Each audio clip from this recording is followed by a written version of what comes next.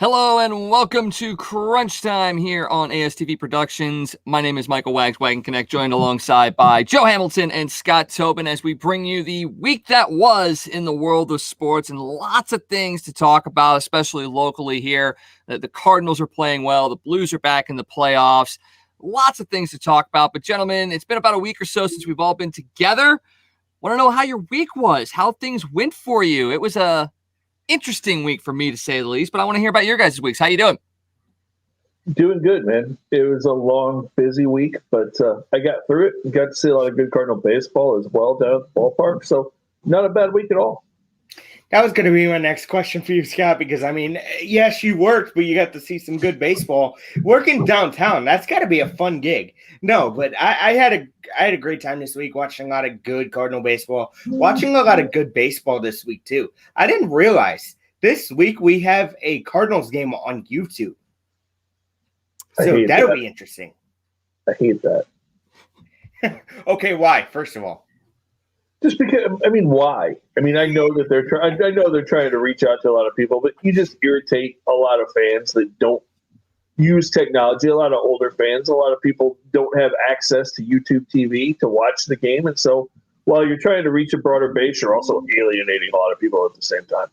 Yeah, because they're only showing it on YouTube. It's not going to be on local markets. It's not going to be anywhere except on YouTube. So you're losing a lot of the casual fans. Now here's the interesting thing about that is right now, especially here, not a lot of fans are able to watch the Cardinals games anyway.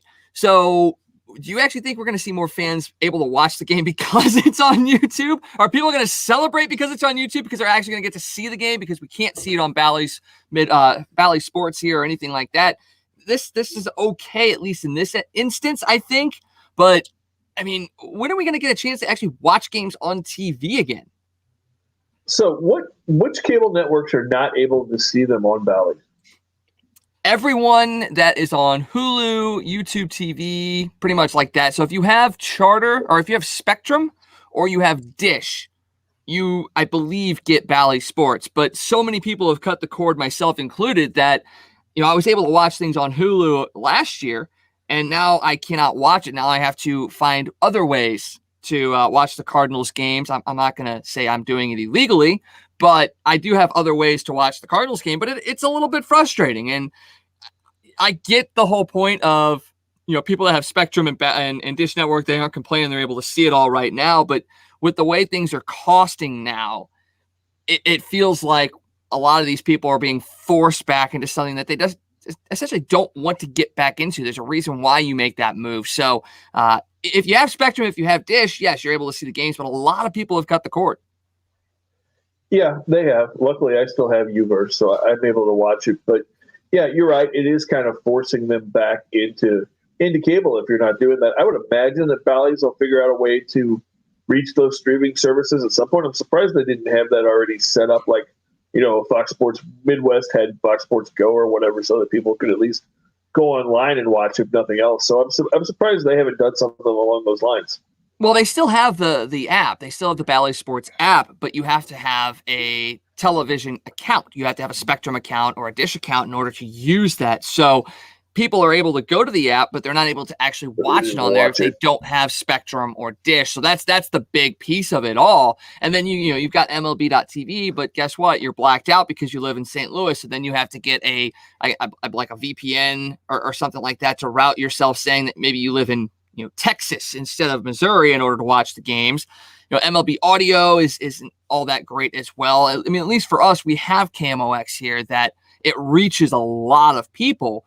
But once again, it's listening to the game. And while we've got great broadcasters in the St. Louis area, sometimes you still want to watch the games too. So that's where a little bit of the conundrum lies. And unfortunately, we're missing out on some really, really good Cardinal action because, like you said, Scott, this past week and really this last 17-game stretch has been really, really good. Yeah, 13-4 in these 17 games, and they're playing well in all aspects. Their starting pitching for the most part is really good. Their bullpen, even though it walks more people than we would all like at times, has been good. The offense is in a rhythm. They're getting contributions up and down the lineup, and their defense. Wags, you and I talked about this the other day. they're making 2 or 3 web jams every game, and it's different guys every day. I mean, it's a complete team right now, and it's fun to watch. I question myself all the time. Where's Dylan Carlson's best position? Because I've seen him make gems in center field. Like, he should be playing there every day. But you have also a conundrum where you have Harrison Bader in center. So what are you going to do there? I mean, you can't let Bader walk. And Carl, I mean, it puts you in a problem to have. Like, that's a good problem to have. But what do you do? I mean, last year you had Harrison Bader and Dexter Fowler and Tyler O'Neill in the outfield. And the reason that people were, happy that Harrison was in center is because he was able to cover that ground over there where Dexter couldn't get to. Well, now all of a sudden, if you have an outfield of O'Neill, Gold Glover, Harrison Bader, potential Gold Glover, and Dylan Carlson in right, I mean, how can you sit there and say that's a problem? Because now you have essentially the entire outfield covered by 3 guys that are athletic, that have speed, and that have the ability to make good plays. That's the whole thing. I mean, it doesn't matter if he's in center field or right field. If he's comfortable there, put him there because they're going to make plays. And now that they're all hitting too, that just makes it even better. I say it's a good problem to have, though, because you have basically 2 center fielders in the outfield. Go ahead, Scott.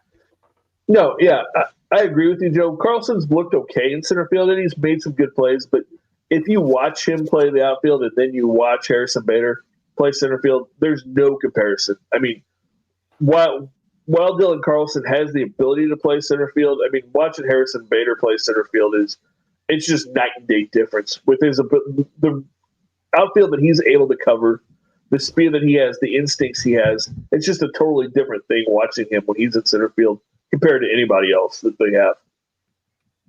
That it certainly is. And like I said, because he's hitting as well, that helps. Dylan Carlson now batting .303 on the year.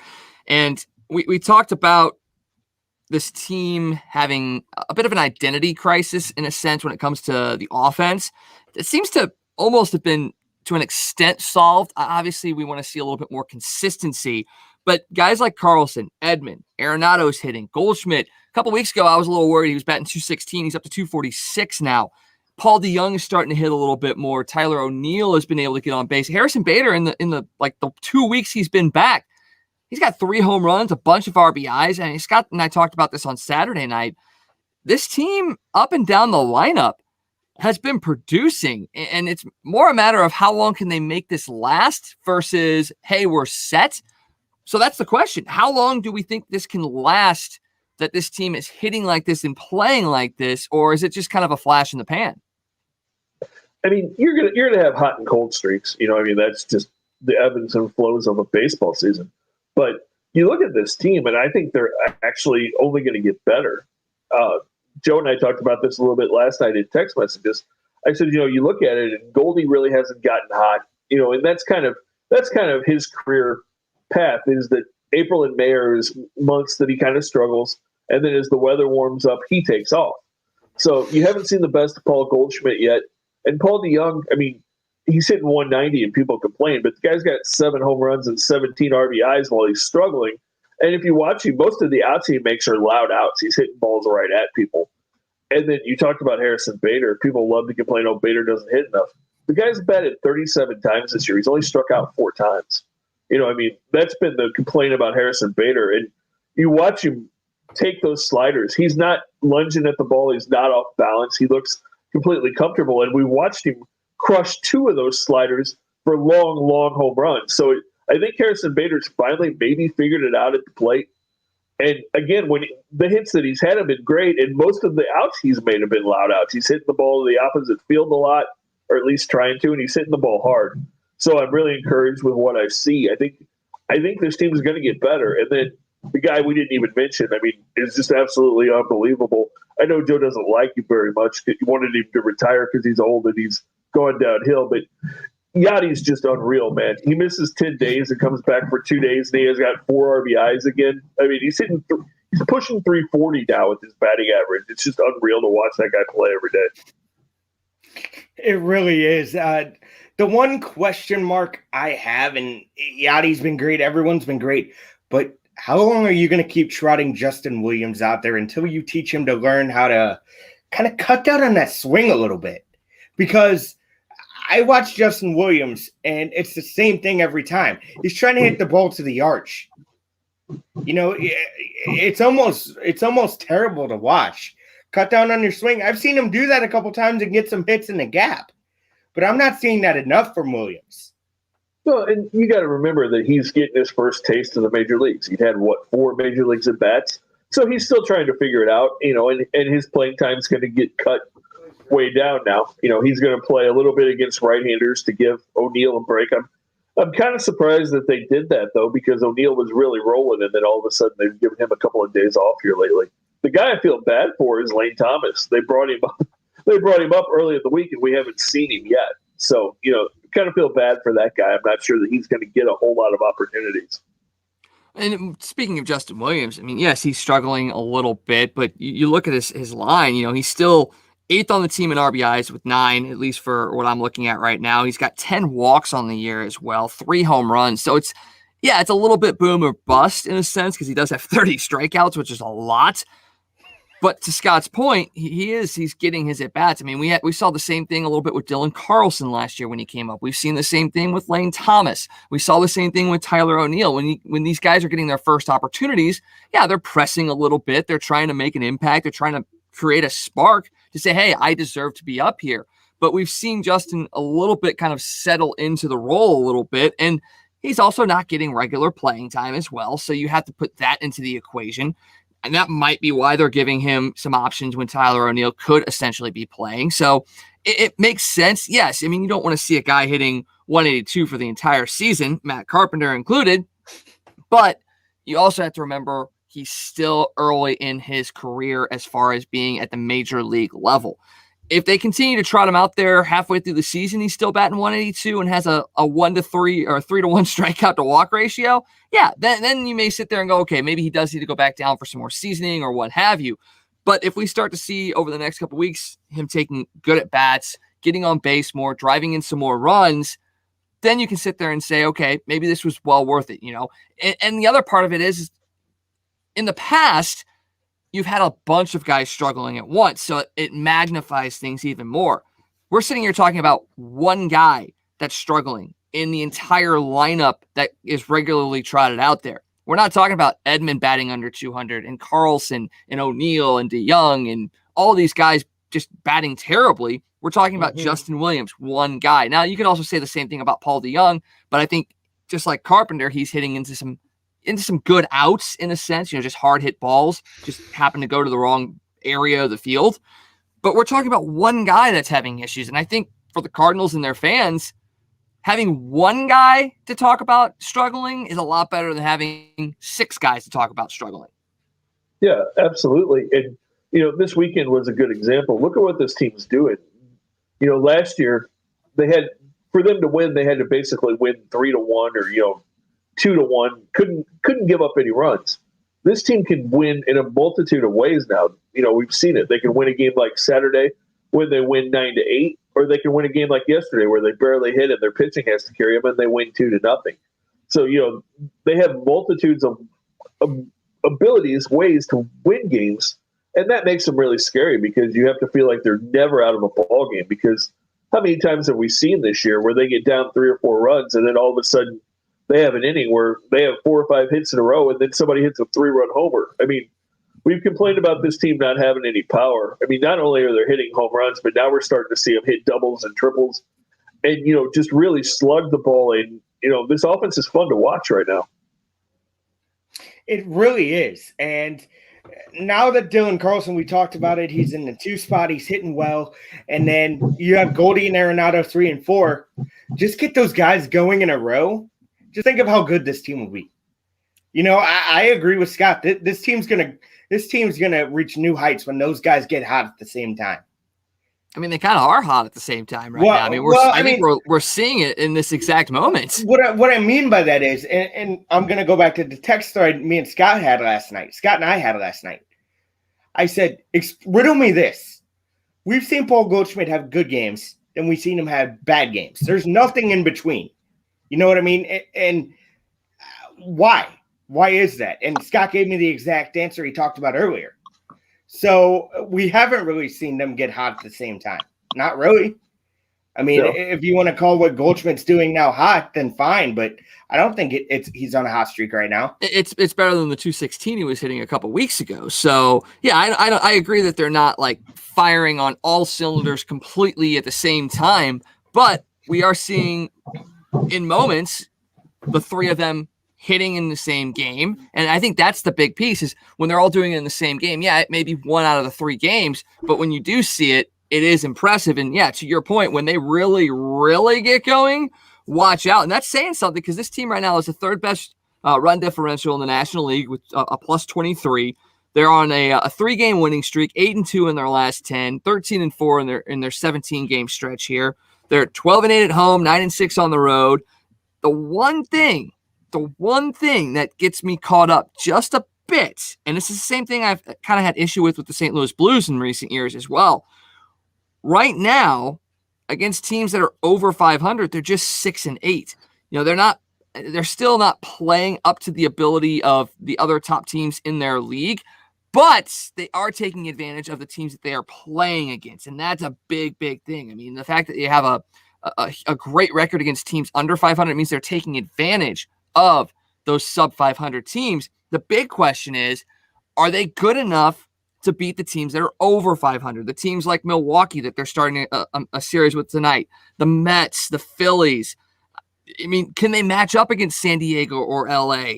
I'm not going to sit there and say that the Giants, because I'm still not really entirely sure. I believe that the Giants are as good as they are right now, but are they capable of going up against these teams that are above 500 that at this point so far this year, they've struggled a little bit against? Well, and you got to remember, too, when they played Milwaukee was in that first week of the season when nobody on this team was hitting. They struggled against Cincinnati in that first series when the pitching was so bad. But then they came back and swept Cincinnati here. They split 4-game series with the Mets and the Phillies. And they should have won all 4 games against the Mets. They missed some big opportunities in the second game of that doubleheader to win that game. And then, you had some pitching issues with walks in the last game that kind of we literally handed that game to the Mets. So I think they've shown that they can, because like I said, they dominated Cincinnati in that second series, and then they split with those guys, and they played Washington tough. They played the Nationals really tough. You go back to that first series, and Washington, Wainwright, and Carlos both pitched really good in back-to-back games, and they lost 2-1 in both of those games. So I think they are playing with those guys. I'm curious to see what they do against Milwaukee, because Milwaukee is definitely not the same team they were when we saw them the first half of the season either. Their offense really, really struggling. So I think the Cardinals go into Milwaukee and have a pretty good series this week. I hope so, and not having to face Corbin Burns helps too. The one guy I'm a little worried about facing, hopefully we don't get to him in this series, is Josh Hader. Probably the youngest player to get to 400 strikeouts. I mean, that's unbelievable. That guy's a machine. So hopefully we don't get to see him much this week. Yeah, you would hope not. But, I mean, don't you think the Brewers are probably saying the same thing, that they don't really want to see Alex Reyes late in games when we get up there? Mm-hmm. I can 100% agree on that one, because despite the walks that Reyes has given up recently, he's still been able to shut down games. I mean, he came in yesterday and pitched really, really well. I know we've talked about Reyes in the past about being a starter, but are we seeing potentially the seeds of him really sticking into that closer role and maybe being the next Cardinal closer like a Rosenthal or an Isringhausen or something to that effect? I don't know. I mean, he's definitely been dominant as a closer. I still really would like to see him in the rotation, because you look at that bullpen, you've got enough guys coming along. I mean, Ryan Helsley's got the stuff that he could potentially be that guy. If Genesis Cabrera can figure out every time he throws the ball where it's going, he's nasty enough that he could do that. And I know he got a tough break this week with the injury thing, with the inflammation in his elbow. And we're probably not going to see him now till the All-Star break. But, Jordan Hicks, if he's healthy, still, I think, profiles as the guy that's the closer for this team long term. Yeah, I think it's Jordan Hicks, and I'd like to see Reyes as a starter. He has that stuff to me. Yes, you have that fastball, but when you have that devastating breaking ball to go with it, you're throwing in the high 80s with a breaking ball. I'll take that. somebody to replace an Adam Wainwright, essentially in the rotation, replacing one curveball for another. I mean, that's not a bad thing. Although after the last couple of performances from Wainwright, I'm not going to sit there and say he's done after this year because he's looked really good. He went 9 innings in a complete game and lost a couple starts ago. He had 8 1/3 yesterday. Could have had a chance to finish it out, but I tell you what, Wainwright has either found the fountain of youth or the teams he's going up against just for some reason haven't been able to get the book on a guy with that many starts. I don't know, but I'm actually very, very happy with what I've seen out of Adam Wainwright this year. Obviously, still being paired with Yadier Molina helps, and potentially having an Albert Pujols come back might be another piece to that fire. But we won't talk about that right now. We'll wait till that actually happens. But talk to me about what you guys are seeing out of Adam Wainwright this year, because he's an absolute bulldog. And he's basically throwing into the faces of everybody that he's not washed up. He's still a good pitcher. Yeah, I mean, we've seen it for 2.5 years now, basically. He struggled after he came back from the Achilles because he was still trying to be that same pitcher. He finally figured out that he had to change the way he pitched, and he's figured out how to pitch. I mean, he's pitching the way Greg Maddux and Tommy Glavine used to. He's changing speeds. He's turned his fastball into 3 different pitches by changing speeds. He's changed his curveball into 3 or 4 pitches because he throws them at 3 or 4 different velocities. He's just turned into that veteran pitcher that knows how to hit corners and pitch. He's not out there trying to throw. He's a pitcher. And we talked about how amazing Yachty is. You have to put Waino right up there because it's fun to watch. You feel like you're going to see 7 or 8 innings of shutout ball every time he goes out there, honestly. Yeah, you are. And the fact that Wainwright is doing this while thinking about his family at home, I know they're still recovering from COVID. And I remember him telling stories about, I had to be there for my wife. She's always there for the kids, and how sick that whole family was. And that just tells you what kind of person he is too. Not to mention he's having the success he is. And you can't help but root for guys like that. I know I say that about a bunch of guys, but that's a good thing. When you have guys out there that lead by example, go out there, be a good father, be a good husband before being a good baseball player, that just makes him that much better. And I'm a story-driven person as well. Like I like the stories. If you've got a good story and it's a positive story, I'm going to root for you and I'm going to go follow you wherever you go. And Wainwright is exactly the same thing. Scott? Yeah, I don't know if you guys heard him telling stories. He was telling stories about having to do laundry and all the stuff he was having to do. And the one start that he's had that was bad was the other night when he went out and threw 5 innings. And then gave up 5 runs, and then the guys came right back and scored a bunch of runs for him and got that win. But he was talking about the fact that, he was doing all this stuff at home and that his body probably wasn't prepared for that start because he hadn't eaten right, because he was having to do the laundry and do the dishes and cook. And so instead of cooking like 4 days in a row, he had Chick-fil-A.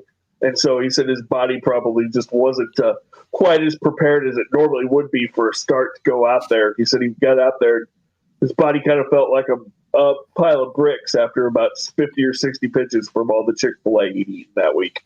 It's because he didn't come to my Chick-fil-A. We would have set him up with the right kinds of food, the right healthy options. I mean, Adam, man, you got to come to my store and let me help you out, okay? Let me help you get right, okay? But that's really, really cool. And like you said, during that interview, when he was just like, I had to make dinner, like, his eyes got wide. He's like, dinner? I've never done that before. What do I do?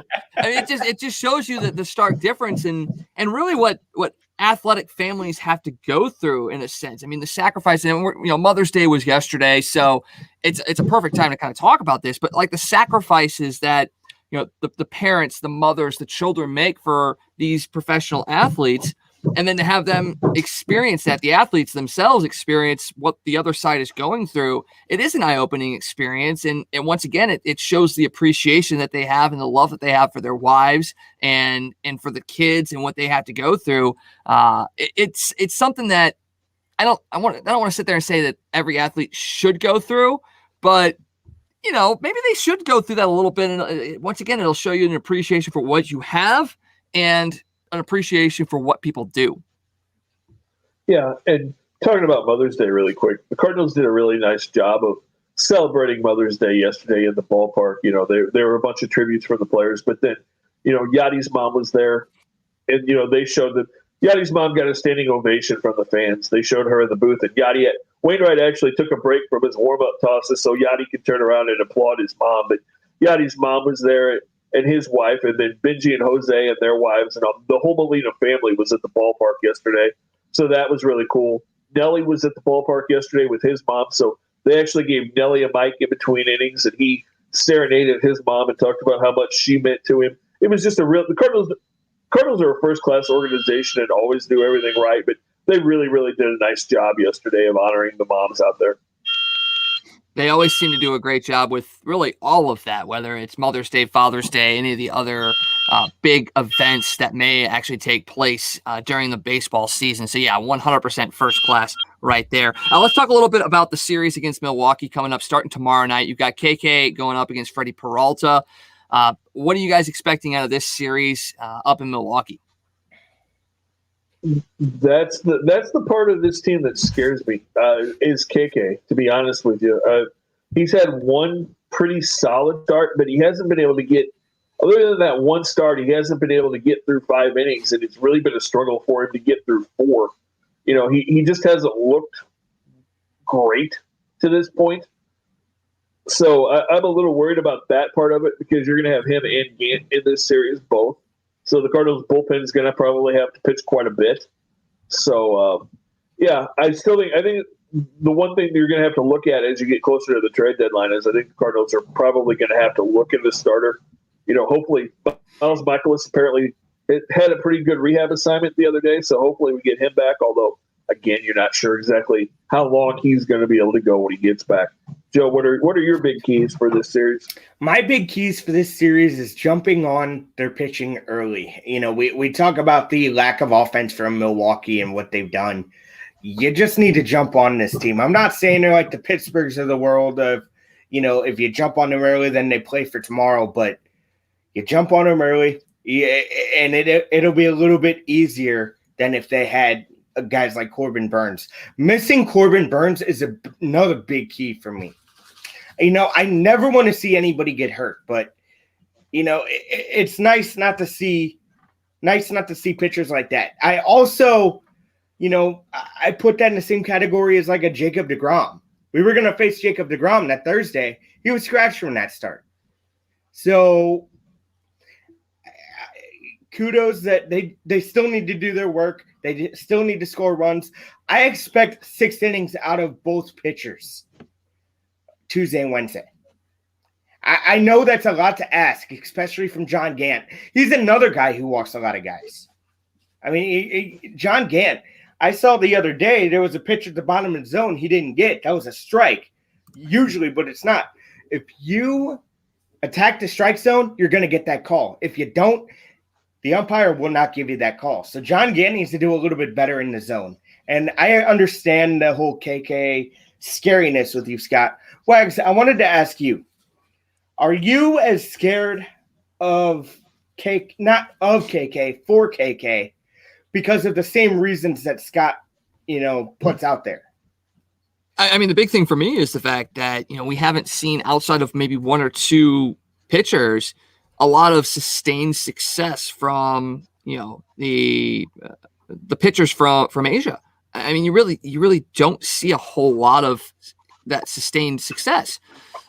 So the fact that he's come in this year and not pitched great, I mean, yes, he's dealt with an injury, so you have to let that guy get worked back up, get his form back, all that sort of stuff. I'm not going to sit there and say I'm worried. I'm very curious in a sense as to see what he's able to do over the next couple of starts, see if there's any progression, if there's any improvement really in the next couple of starts. But if we continue to see, you know, 4 or 5 innings, a bunch of walks, and maybe he doesn't give up a bunch of runs, maybe he still gets the wins, but if you're still seeing a lot of walks, that just shows me that there's not much improvement going on. And for me, that's what I always look at, you know, whether it's baseball, hockey, football, if you're not seeing improvement in areas that even the guy that is doing it knows he needs to improve on, that's when the question marks start to arise. And as much as we laud this team and this organization for the depth that they have, especially in the pitching range, I'm with Scott. I think they're going to have to go out and get somebody around the trade deadline to really solidify that rotation, because right now you're looking at it and you've got Jack Flaherty, who's, once again, that's one of those that you're starting to see the improvement in the areas. He's getting first pitch strikes. He's going deeper into games. So you got Flaherty at the top. Then, in all honesty, your next guy consistently is Adam Wainwright. So you got a 40-plus-year-old as your number 2 right now. If Carlos can get right and pitch like he did the other day, for the most part, I know that one inning wasn't great. He was dealing with the ankle injury and things to that nature. But if he's right, Carlos can be your number 2. But how many times are we going to continue to say, if he gets right, he can be a number 2, before we sit there and go, look, even if he does get right, I don't want to count him on as number 2. And then you've got Gant, you've got KK, you've potentially got Miles Michaelis. I mean, you still have a lot of question marks, despite the fact that you have depth.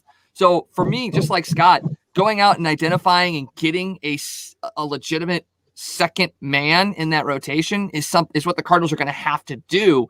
And I think, as we all think, it's got to be Max Scherzer. It has to be.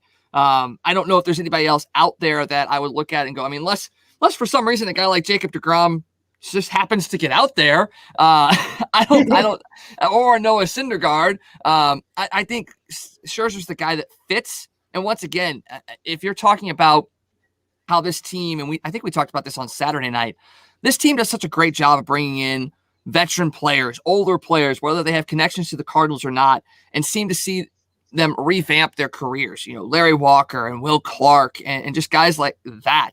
You imagine bringing in a Max Scherzer and an Albert Pujols for the stretch run, and I defy you to sit there and say this team would go downhill because of that. And we should be at full capacity by then, and that would be nuts at Busch Stadium every night.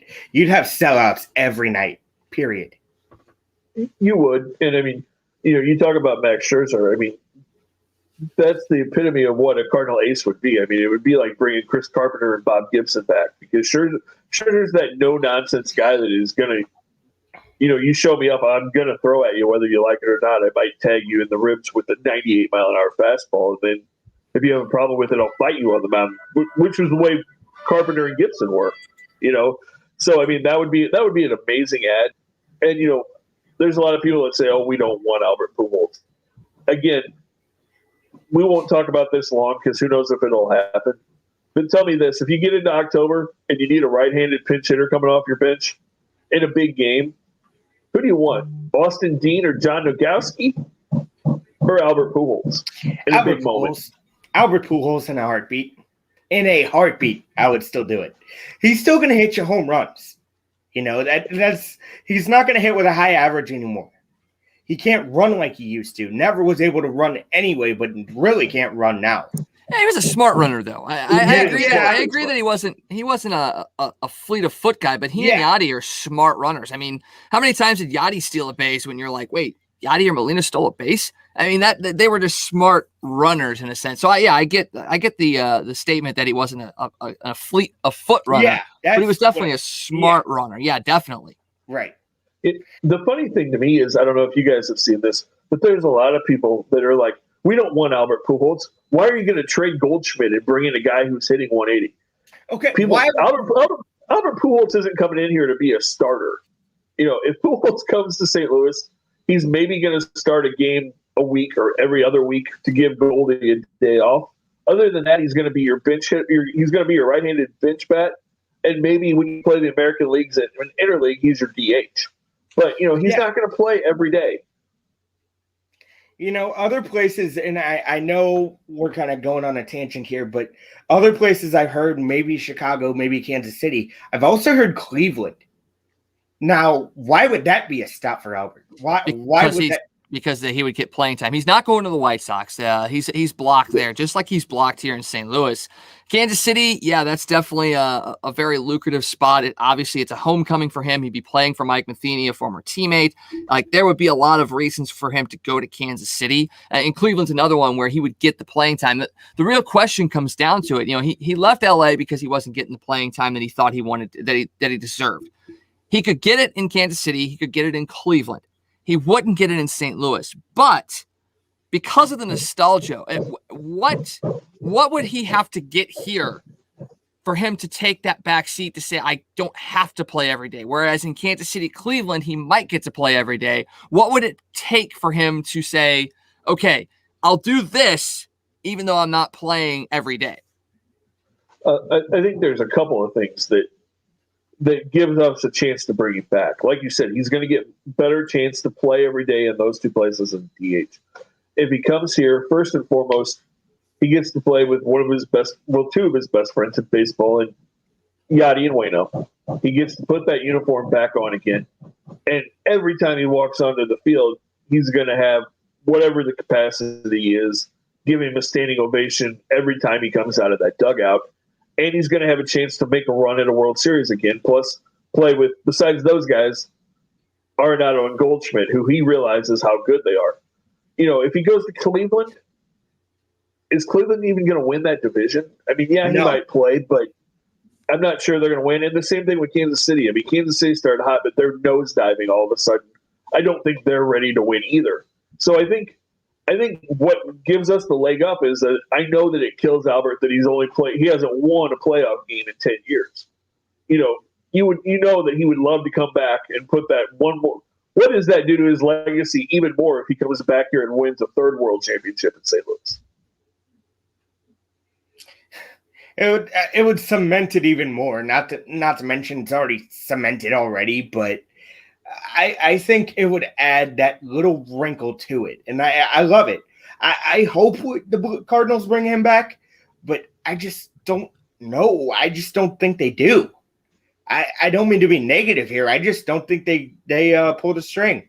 I think it has to come down to Albert's decision. I think the Cardinals will say, hey, look, if you come in, you take it, it's going to be league minimum. If you're going to be okay with this sort of playing time, yeah, we'll welcome you back. But I don't think they're going to actively seek him out. I think that's the thing that you're getting to is it's not going to be a full court press to bring him in.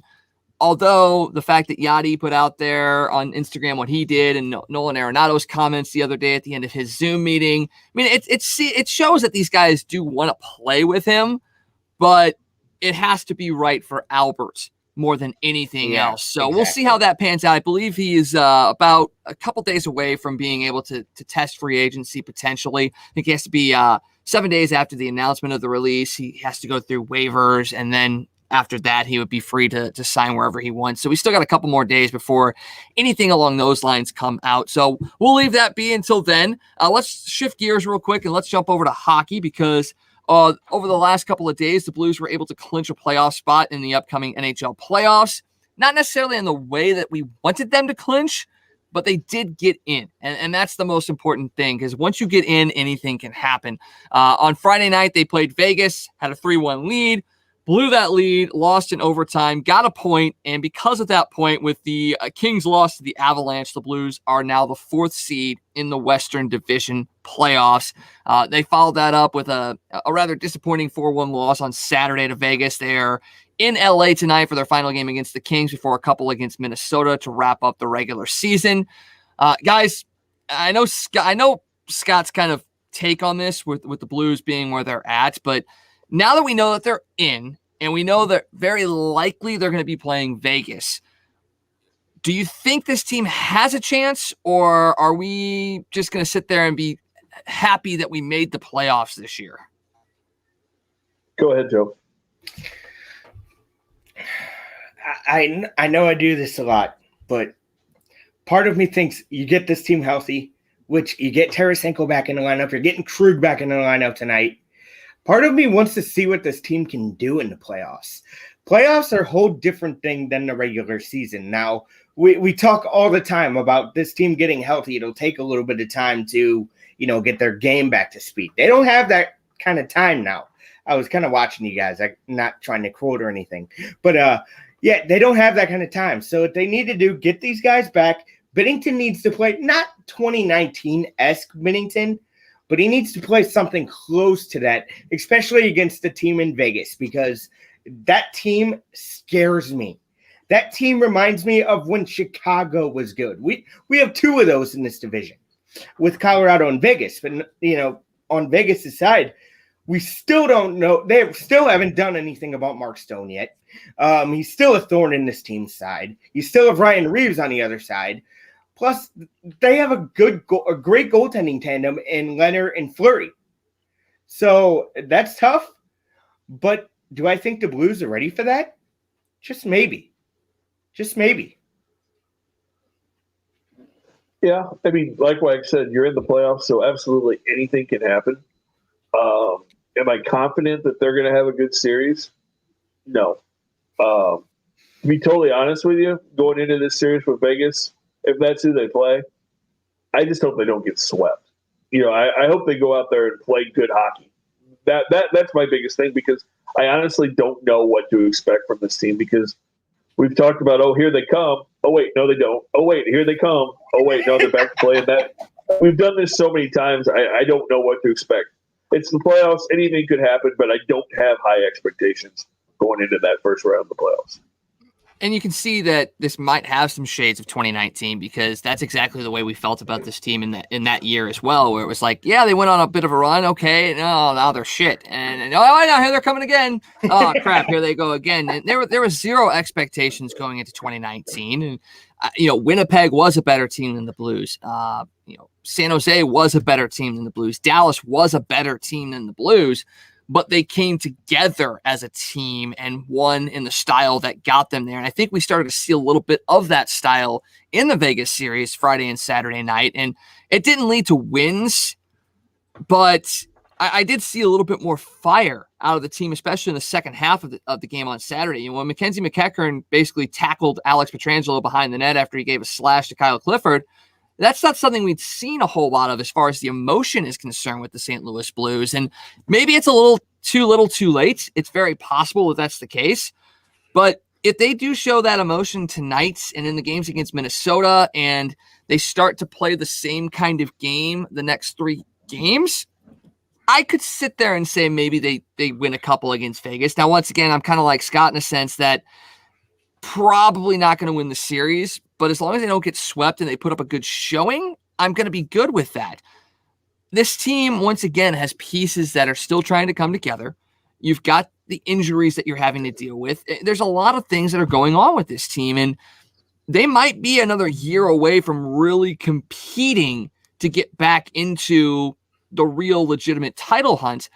But as I've always said, you have to lose in certain ways in order to grow as a team. And this might be one of those ways where the guys that are here, some of them haven't experienced this before.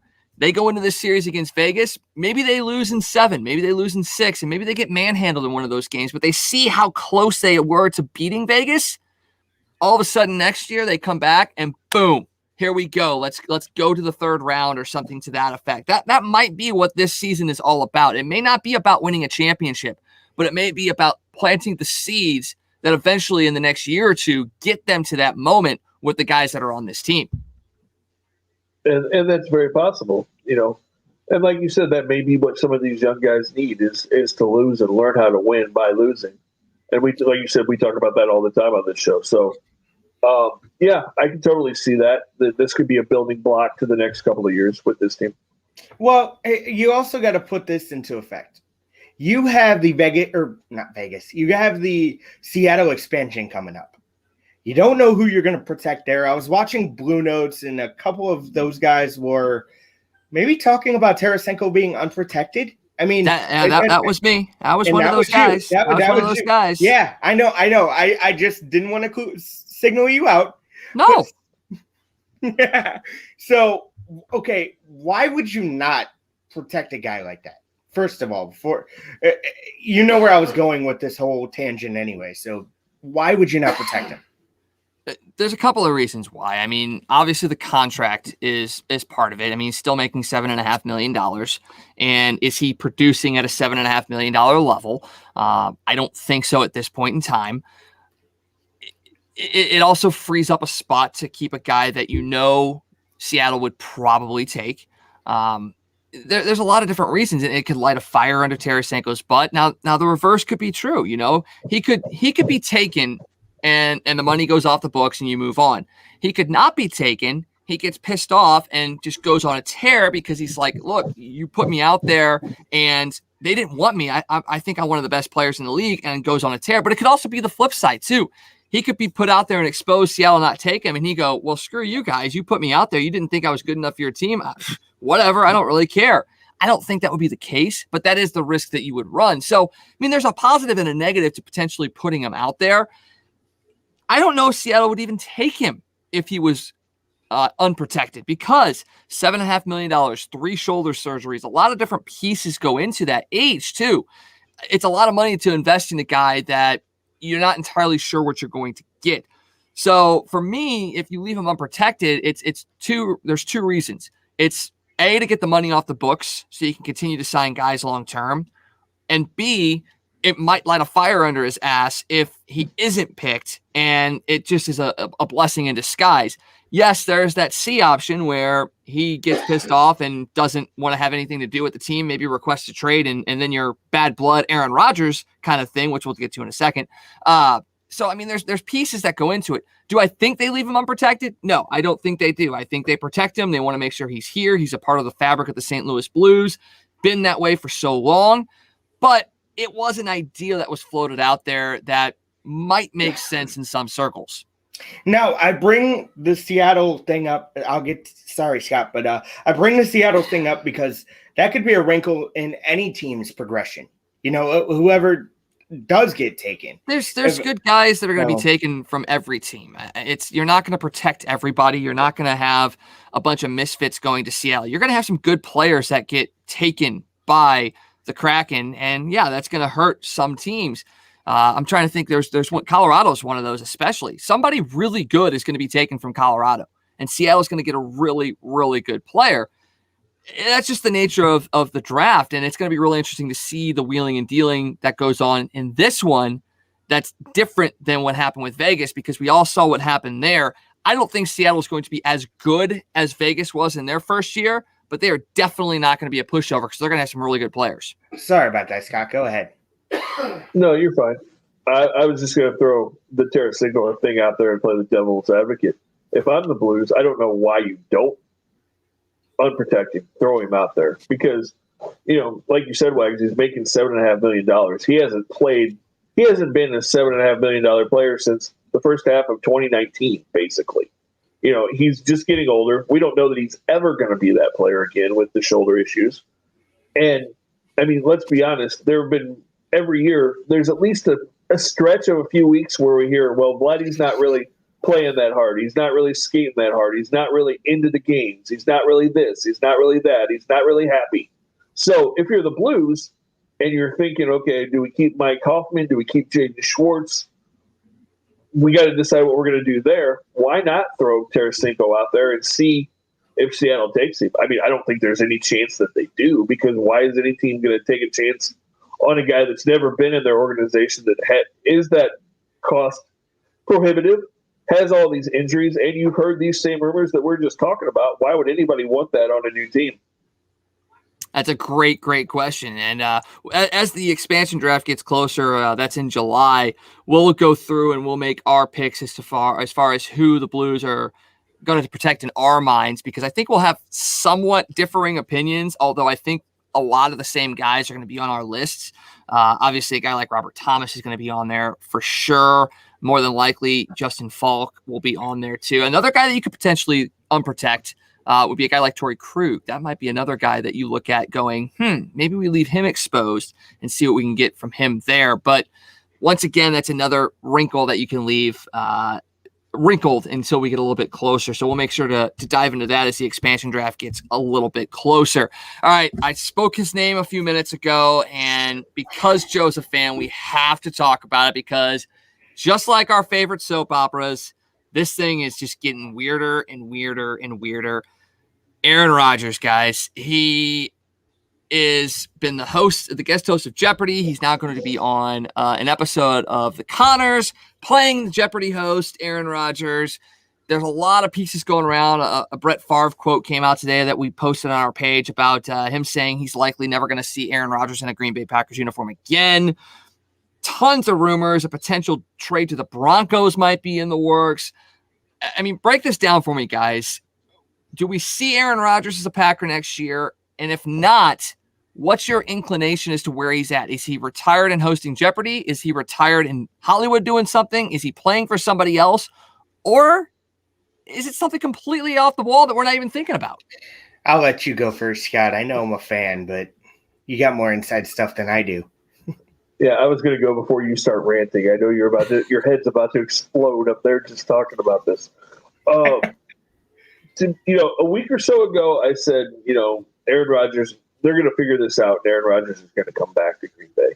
From everything we've heard, and we talked about this before we came on the air today, right now, I would say I think there's a 0 chance that Aaron Rodgers is the starting quarterback at Lambeau Field when the season starts.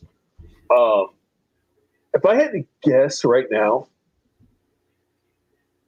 I would say I almost think he's going to end up retiring. The Packers, in my mind, should be smart and try to get what they can for him. There were some rumors out there today that Denver might offer. A lot of the NFL experts are saying 2 first rounds, a 3rd or 4th round, Teddy Bridgewater, and then maybe a young offensive lineman of some kind might be enough to get it done. That seems like a lot to me for a 38-year-old quarterback that you're not really sure if he's going to play for more than a year or two. I don't know. That would be my guess, is that he ends up walking away and going and hosting Jeopardy and starts acting and doing all this stuff. We know that he's about to get married, or maybe he did get married. Did he end up getting married? I know there were rumors at one point that they had eloped. He's marrying Shailene Woodley, who is an actress. He's from California. He wants to be in that world. I kind of think that the Packers dig their feet in and say, no, we're not going to trade you. You're the face of this franchise. We don't do that in Green Bay. And if you don't want to play for us, walk away. If it was me, like I said, I'd trade him to Denver and get whatever I can for him. But I have a feeling that we're going to see Aaron Rodgers hosting Jeopardy, to be totally honest with you. Yeah, I don't think he goes anywhere else. You can get – I get excited about these rumors, not in a good way. They're rumors in the end, though. I mean, I've heard a rumor that they're negotiating his agent and him with the Packers on a new extension. That's another thing going around. So you never know what you can trust, especially off the internet, whatever. So I don't think we see Aaron Rodgers in Green Bay, though. I just don't see it, because there's too much bad blood there for him to stay there. Whether that be retirement, rather that be in Denver, but I think he retires and goes to host Jeopardy, because I think he loved that job way too much not to do it full time. Well, real quick before we move on, Joe, I don't know if you saw it, but Ian Rappaport reported that the Packers actually offered him a contract that would make him the highest paid quarterback in the NFL a couple of weeks ago, and he turned it down. So he has no interest in going back to Green Bay whatsoever. And you talk about him going to host Jeopardy. That may be all well and good. Yeah, he wants to go host Jeopardy, but does Jeopardy want him as the host? That's the other piece that you have to think about as well. It's not a slam dunk that he would get that. I mean, you'd have to look at the ratings and see what people thought of Aaron Rodgers as the host of that, because I can tell you right now, if Aaron Rodgers is the host of Jeopardy, you ain't going to have a whole lot of Green Bay people tuning into into those episodes. So, I mean, people are going to be mad at Aaron Rodgers. Are they going to be mad at him, or are they going to be mad at the Packers? That's the other piece that you have to look at it as well. Who gets the backlash from all this? Is it Aaron Rodgers because of the way he's been handling this, or is it the Packers for not acquiescing to his demands? I mean, that's really what it comes down to. And if that's the case, if everybody's hatred goes to Aaron Rodgers, why would a show like Jeopardy want to bring him in when people are pissed at him and may not even watch? That's the whole piece that gets me as well. Jeopardy would want to have him as well as he wanting to be a part of the Jeopardy show. I just don't see that marriage being 100% successful off the bat. Long term, maybe. He does have a good personality. He does have good dictation and all that stuff. He may actually make a fine host for Jeopardy, but in the short term, do you get a rush of people watching it because they want to see him either fail or succeed? Or do you have a bunch of people tune out because they're pissed at what he did? I think the latter is where you're at there. I think you're going to have a lot of people that tune in hoping to see him fail. Honestly, I think that's what you'll get. I think you'll see a lot of Packers fans tune in to watch him fail. I think the ratings will be okay. I mean, from everything we heard, the Jeopardy people were really happy with him. I think, they've extended some type of offer for him to do it at least part-time, if not full-time.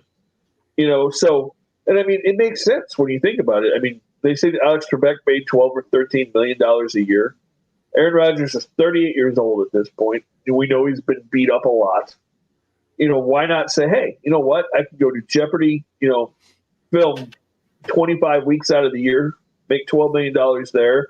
I can go act, get $1 million here, a couple $1 million there, and I make that salary, and my body doesn't get beat up anymore, and I'm in California where I want to be.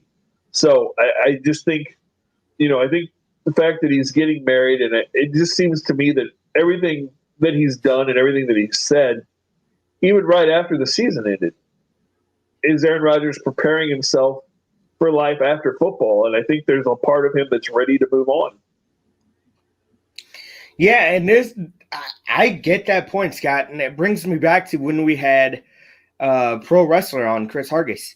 He said that about LeBron James. Before we even did the show, he goes, this is for his life after basketball. So do you think Aaron Rodgers is doing the same thing in a sense, or is that a bad comparison? Well, I would say it's not necessarily a bad comparison, but it's only a comparison if he goes to a Denver or Vegas and gets himself closer to that area. If he just retires, then no, it's not a comparison because LeBron didn't retire. He went to LA to be closer to that market.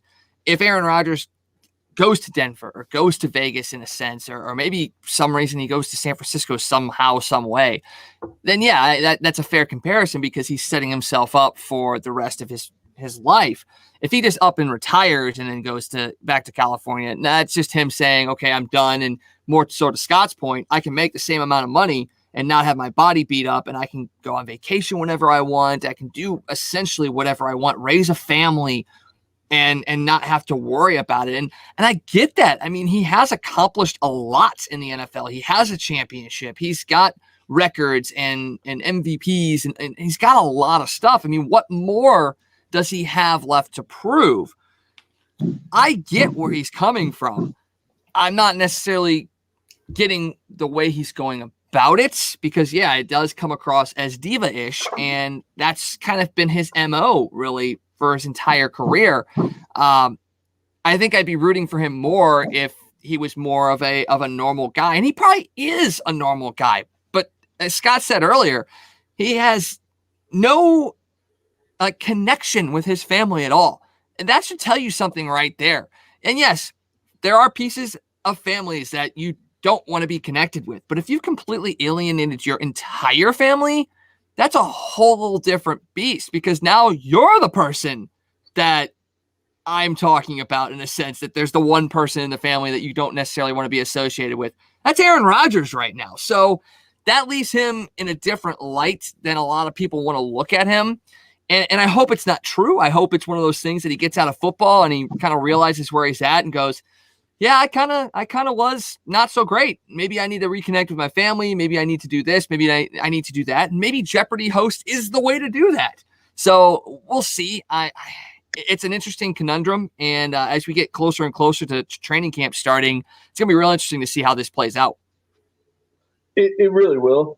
And just think, once the Aaron Rodgers thing plays out, the soap opera in the NFL isn't over because then once the Aaron Rodgers thing gets over with, then we all get to go focus on what's happening in Houston and the Deshaun Watson saga. Because the best thing that's happened to Deshaun Watson for the last 3 weeks is that everybody's focused on Aaron Rodgers. But it's going to all come back to him once this resolves. That is super true. Because honestly, I haven't heard anything about Deshaun Watson in the last couple of weeks, especially right around the draft. I mean, he didn't get traded. Nothing really went on around Houston. And you haven't heard anything as far as the cases against him or his willingness to want to leave or any of that. So, yeah, the saga and the drama will not be over in the NFL once the Aaron Rodgers situation is figured out.